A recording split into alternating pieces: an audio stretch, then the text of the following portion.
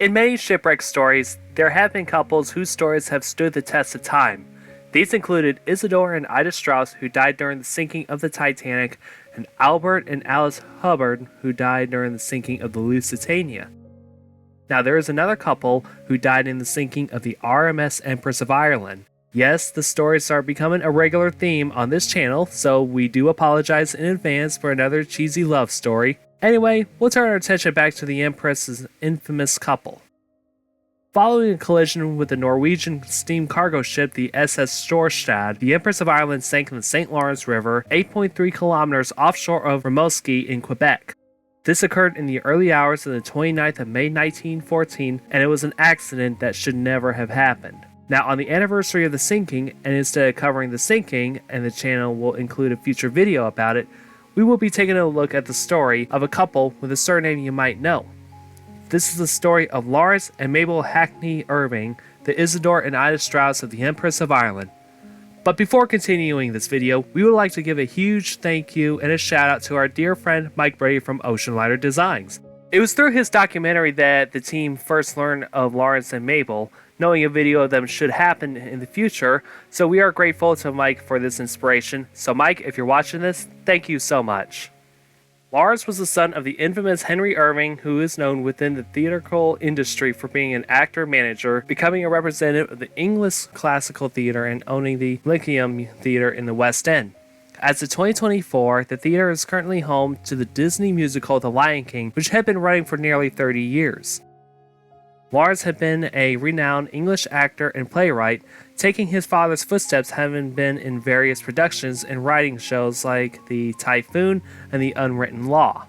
He and Mabel had met through Henry Irving's theatrical company and possibly after a whirlwind romance. The pair married in 1903 and they would have 2 children together.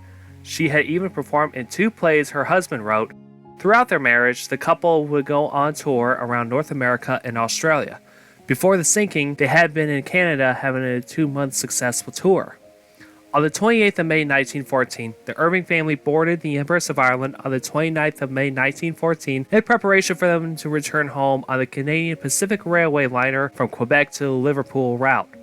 They decided to return home to collaborate on a future project on the life of Napoleon Bonaparte. If it happened, it would have been possible that Laurence would play Bonaparte or just write the play while Mabel could play the iconic Josephine, but alas, this wasn't meant to be. There's not enough information on what happened after boarding the Empress of Ireland, but it is thought after the couple booked tickets for the Larnac, but because of Irving's itch to return home sooner, they changed their tickets to board the Empress of Ireland. The Empress of Ireland would depart at 4:30 p.m. Eastern Standard Time at Quebec City. Because of how late the vessel was, the Irvings would retire to the stateroom they were in. When the SS Storstad struck the Empress of Ireland towards 2 a.m., there would have been little time to react. It took the Empress 14 minutes to sink, and the incident left with a huge loss of 1,012 souls. Tragically, the Irvings would be 2 out of the lives that would be lost. It's not known what happened during the final moments, but a few eyewitness accounts suggest that upon the collision with the SS Storstad, Laurence and Mabel quickly left their stateroom during the early stages of the sinking. However, they had struggled to walk to the boat deck through a slanting corridor. Laurence lost his footing and slammed into a bulkhead where he was bleeding from the head. Although he was seriously injured, Laurence saw Mabel panicking as he attempted to calm his wife before continuing on board to the boat deck. They attempted to reach the deck, but the couple must have been separated from the stampeding crowd.